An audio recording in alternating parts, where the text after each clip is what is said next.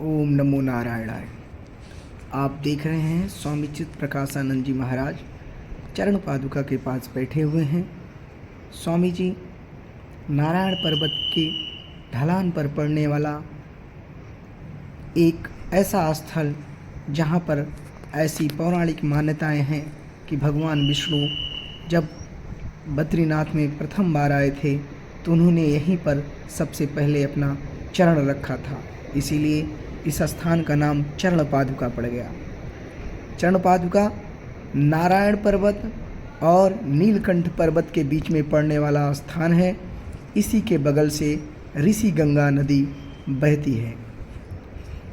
ऋषि गंगा के बारे में बहुत सारी मान्यताएं हैं कि यहाँ पर प्राचीन काल से आज तक ऋषि मुनि इसके किनारे नारायण पर्वत की ढलान पर चट्टानों की गुफा में रहकर तपस्या करते आ रहे हैं। ये विभिन्न योगियों और तपस्वियों की आज भी तपोस्थली है, इसलिए इसे ऋषि गंगा के नाम से जाना जाता है। ऋषि गंगा नीलकंठ पर्वत से निकलकर बर्फ की बीच से बहती हुई कलकल की आवाज़ करती हुई बद्रीनाथ में जाकर अलकनंदा नदी में मिल जाती है, इसीलिए इस नदी का नाम ऋषि गंगा पड़ता है। आप बहुत धीरे धीरे आवाज़ में कलकल करती हुई आवाज़ को ध्यानपूर्वक सुन सकते हैं।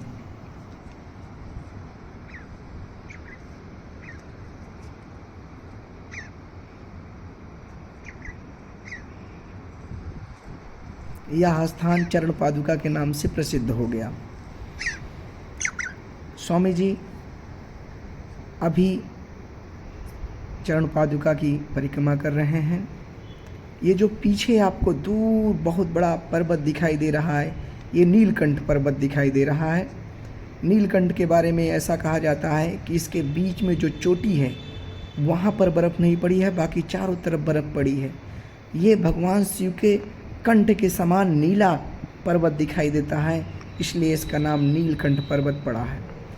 ये जो रास्ता आप सामने से देख रहे हैं चरण पादुका के सामने, ये रास्ता ही नीलकंठ ट्रैक करने के लिए जो पर्वतारोही आदि आते हैं उनके लिए बना हुआ है।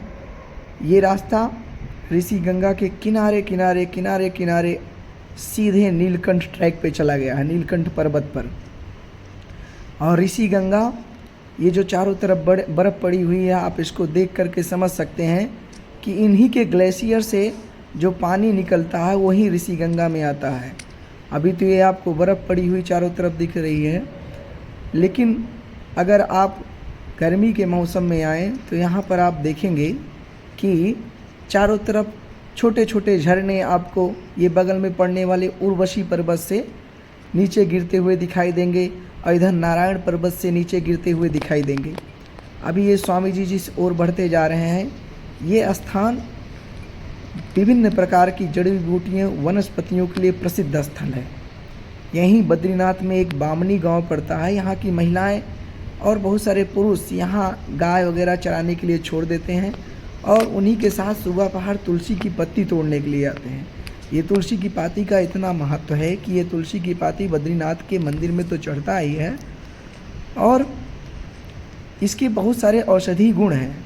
इसको खाने से यहाँ की जो कड़क ठंडी होती है, माइनस में टेम्परेचर होता है, उसका प्रभाव आपके ऊपर बहुत ज़्यादा नहीं पड़ेगा। देख रहे हैं आप दूर दूर तक बर्फ़बारी हुई है और बर्फ़ों से लदा हुआ पूरा पर्वत दिखाई दे रहा है आपको। स्वामी जी की यहीं पर गुप्त गंगा एक स्थान पड़ता है चरण पादुका के पहले ही। वहीं पर गुप्त गंगा के ऊपर स्वामी चित्त प्रकाशानंद महाराज उर्फ मौनी बाबा का गुफा है, जहाँ पर वो रह करके तपस्या करते हैं और फिर वहीं से वो अभी प्लान कर रहे हैं नवरात्रि के बाद आदि कैलाश पर्वत पर जाने का। अभी मैं स्वामी जी के साथ आया हूँ और उन्हीं के साथ ये भ्रमण कर रहा हूँ और आपको विभिन्न स्थलों को दिखा रहा हूँ। ये दाहिने साइड स्वामी जी के दाहिने साइड नारायण पर्वत है, बाएं साइड उर्वशी पर्वत है और जो सामने दूर दिखाई दे रहा है ये नीलकंठ पर्वत है।